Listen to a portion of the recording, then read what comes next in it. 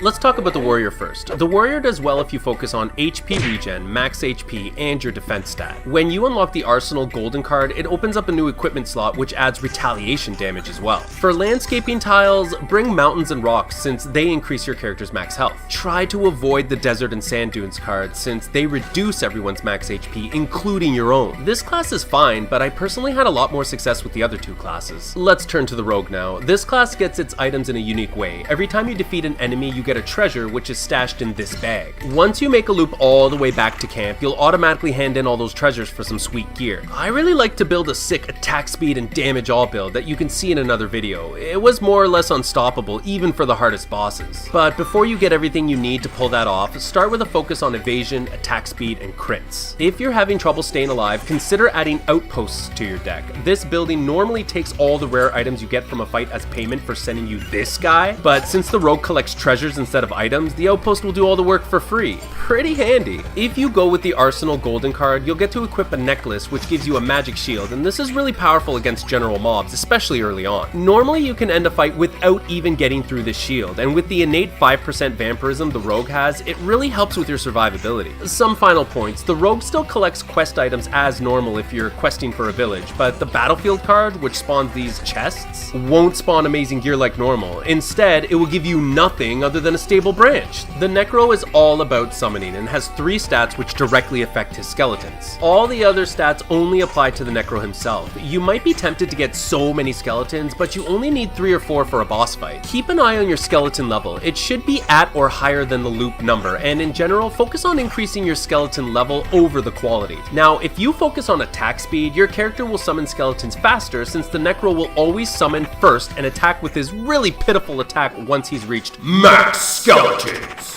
To improve attack speed, always bring Forest and Thicket cards to battle. When you place 10 of these, you'll spawn a tile which creates these woodmen who only counter attack. Since the Necro rarely directly attacks enemies, your summons will do all the hard work, which means free XP and items. Deserts and sand dunes are also useful since their health reduction doesn't affect your magic shield or your summons. If you've unlocked the Ancestral Crypt Golden card, you'll notice that its drawback is preventing any HP boosting stats in your run, but the Necro never gets this stat. Instead, you gain health for every kill of an enemy with a soul, and this works really well for the Necro. Lastly, avoid the Outpost cards since they have a beef with people who reanimate the dead. They'll attack both you and the enemies.